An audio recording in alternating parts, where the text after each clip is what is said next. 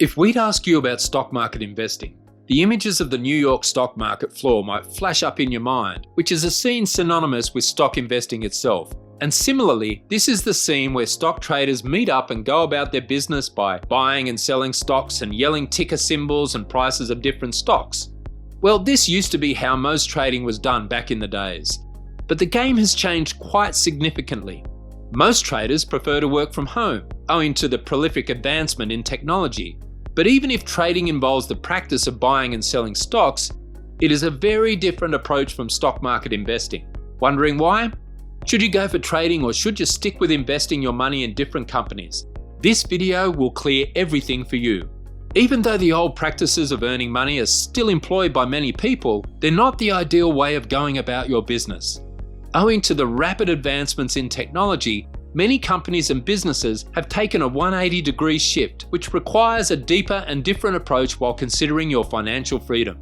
Welcome to 5-Star Finance. To put things straight, trading and investing in stocks are two completely different practices, whether professionally or as a hobby. Now, we're all familiar with the fact that trading has helped many people to earn a significant fortune, but it is a practice all beginners should avoid. When we look at the literal definitions of both of these terms, trading and investing, you will probably be confused because the difference is not that straightforward to spot. After all, investing is the practice of spending money to acquire a small portion of any business in the hope of making larger profits in the future, while trading is the act of buying and selling investments to make some quick profits. We get it, it is still not that clear how the two of them are different, right? While there may not be a significant difference, the two of them are used for completely different practices. An investor is someone who places his money in a business while keeping in mind that his money can compound in the longer run and he can make significant profits. On the other hand, a trader is someone who buys and sells stocks quickly in the hope of making quick money. In simpler terms, while investors depend on true and gradual appreciations, traders depend on market volatility. Being a trader can mean several different things. Some companies hire traders to help them make better investing decisions. Let us just say that an investment firm needs to buy some Walmart stock for $128 because they discovered that this stock is what they understand and it will bring some profit in the long term. For that purpose, they will hire some traders so that they can get the best possible price for that stock, like $127 or $126 instead of paying all out $128.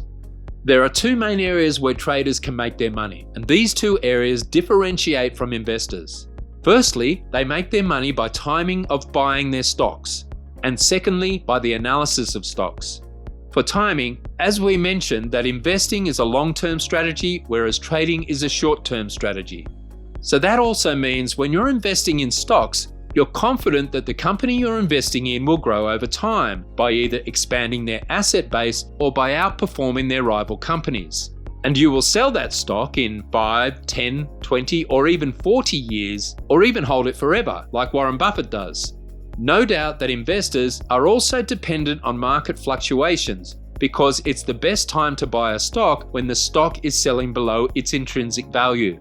But once the purchase is made, then comes the paradigm shift and they wait for the stock price to appreciate. Trading, on the other hand, is a fast and furious approach. It typically involves the purchasing and selling of stocks while depending on short-term market volatility. Now, it is important to understand the concepts of day trading and swing trading. Day trading involves the buying and selling of stocks on pretty much the same day, while swing trading may go on for a few weeks, months, or a year at most. There are other domains of trading as well, but they all fall under fairly small time frames and sometimes even make buys and sells in a matter of seconds. This brings us to the second part of the distinction, the analysis. The analysis of a company and its stock price varies between traders and investors to a certain extent. For investors, the concept of intrinsic value and the stock price is very important. A stock's price is typically determined by how many people are buying and selling it, and sometimes due to greed and fear of losing money, a stock's price might fall significantly below its intrinsic value, whereas other times, a stock might become overvalued due to a short-term demand surge. There are two approaches investors use to tackle this situation: passive and active investing. Passive investors ignore even if a stock is overpriced at the moment. They will tend to look at the long-term prospects, knowing that even if the stock is overpriced, it is likely that its price will get above its intrinsic value in the bigger picture.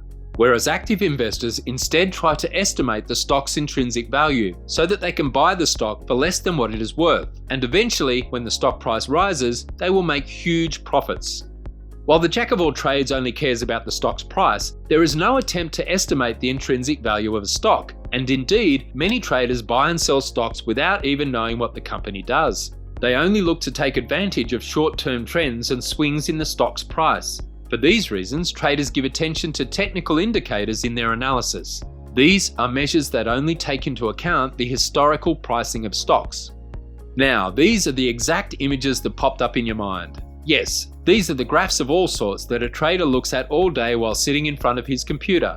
No doubt some traders also incorporate quality research in their business, but it is only directed at short-term shifts they're expecting in a stock's price. For example, when a trader finds out that a company is holding a press conference tomorrow, they may decide to go and buy the stock because the announcement will be positive, leading to a jump in the stock's price. And in other cases, they're only dependent on sneak peeks into a company's information, rather than trying to develop a broader understanding of the company's fundamentals. So these were two ways in which traders differ from their counterparts, the investors. Both of these approaches require a completely different mindset. Now, you can also say that trading also involves quite a bit of bluffing when they talk between themselves, hence the yelling of prices and ticker symbols on the New York Stock Exchange floor. But even today, traders try to hide their true intentions when they submit an order. After all, when you convince other traders that you don't want to buy something, maybe you'll have a bite at it at a negotiable price. Now, all of this can make trading a very attractive option to earn some quick money. We mean competition, fast payoffs, and even greater profits depending on volatility. It has got it all, right? Also, those millionaires coming out of their private jets in an ad explaining how they went from zero to hero due to their $500 investing strategy seem like a fairly easy money-making option. But trading is a fairly high-risk practice. Most beginners put a lot of money behind their purchases and go as far as to borrow some money to buy some stocks to their leverage, which exposes them heavily to short-term volatility. It also requires a lot of effort and time, and that means traders are constantly rolling their money into new positions. And honestly, when it comes to amateur traders, the truth is that there just isn't enough working in your favour. With such a narrow time frame, there often isn't enough time for you to do quality research, and you get exposed to speculations and fragmented analysis. Truth be told, you might end up losing all your money because it is nothing less than gambling of the highest order. And when you come up against experienced traders with cutting-edge research and who's faster at buying stocks than you can say the word stock, do you think you have a fair chance? Just not a fair battle. Now, we're not saying that you cannot make money by trading. Some people are making their full-time money by simply trading from working at home. And some companies even offer good salaries for traders, so there are a few merits of this practice. But trading is like playing poker, with some big-time players sitting at your table having two aces in their hands to your ordinary numbers. You blink an eye and all of your hard-earned savings are gone. Stock market investing is truly the better way to go. Any advisor will tell you that investing is the best approach to make some passive income and achieve financial freedom. By carrying out comprehensive research and holding your stocks for the long term, you're more likely to earn significant fortunes from the broader economy as well as the stock market. Surely, investing will not give you those quick dollars that you will spend on a night out with your friends in the club, but it will provide you larger fortunes in the longer term, which, by reinvesting, you can raise the bar. While trading can be appealing to young investors, it is highly important to consider both practices before making any decisions. For that purpose, you can use this video as your guide before jumping into any situation. It has become extremely important to know about all the stock categories before you start investing your money. So feel free to consult the free guide given in the link below to understand the 6 stock categories that are each different to analyze.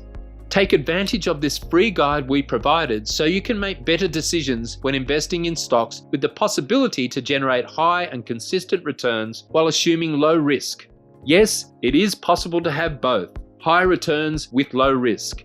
And this is what we teach at 5 Star Finance. Click the link in the description and grab your free copy of the guide.